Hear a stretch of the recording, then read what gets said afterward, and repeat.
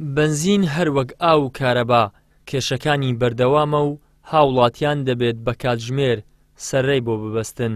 لە شاری هەولێر و پایتەختی هەرێمی کوردستان ڕۆژ بە ڕۆژ نرخی بنزین و سوتەمەنی زیاتر بەرز دەبێتەوە. لە ئێستاشدا نرخی هەر لترێک بنزینی نۆرماڵی حکوومەت لە 690 دینارەوە بۆ 750 دینار بەرز بۆتەوە. لە بنزینخانە بازرگانیەکانیش بۆ 900 دینار و زیاتر بەرز بۆتەوە. شۆفێرانی تەکسیش دەڵێن حکوومەت ئەگەر بیەوێت بە ئاسانی دەتوانێت کێشەکان چارەسەر بکات. بەهۆی دەستکورتی هاوڵاتیانیشەوە خاوەن تەکسیەکان ناتوانن بژێوی ژیانی خۆیان دابین بکەن. بەڕاستی ئەگە حکوومەت بێوێشتی چارەسەرکە زۆر ئاسانە.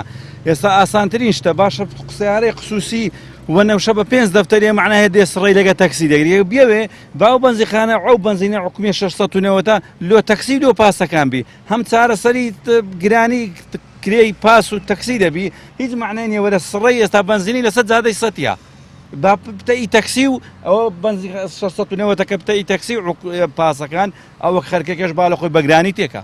بە خودای برام بژێوی ژیان چیە بژێوی ژیان بە تەکسی ئەسلەن هەر دەرنایە دەرنا لەبەر ئەوەی تو خەرک دەست ڕادەگری فەقیرە بەڕاستی کابراەوە گەویشتە 25 مانجی تا ئێستا معاشی وەرنەگرێت قابلەوەی نامە قابلەوەینە وەزعەکە ئەو دە خۆت دەبینی وەڵای گەلەگەلە خراپین وەڵای هەموو ڕۆژە باسی هەزاری تێ دەکەم دەستمە مووسێش تێ دەکەم بە 450 بە 18 تێ دەکەم لێرەش بە 36 تێ دەکەم.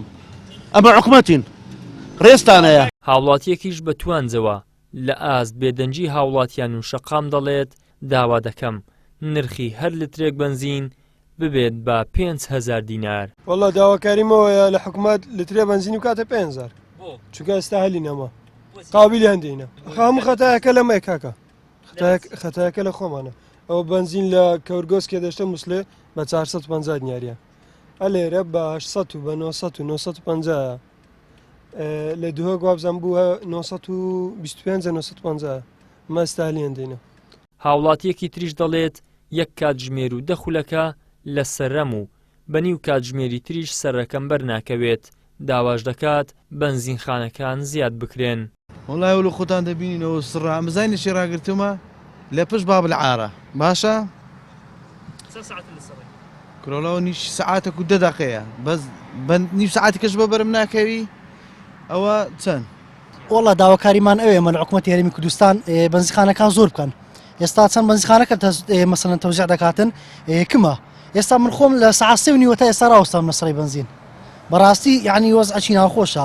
ئێمە دەبێتان نیمەڕۆیشکن لە نیمەڕۆوە بینە سڕی بنزین ڕابوەستینە تا عەسر بەخوای ئەخە بۆمە دەرنانی بە 850 بە 900 دەرنانیتن یعنی گرانە ئەمە تەکسی بە خۆت ڕۆژانە چەندیش دەکەێت و ئەگە 30,000 ئیشکەی دەبینی وێ بدەیە بنزین ئێوکە چی دەکەیتە مەسرف وایە چی دەدەیتە ماڵ و بندار یعنی شتێکیان نامینێتەوە.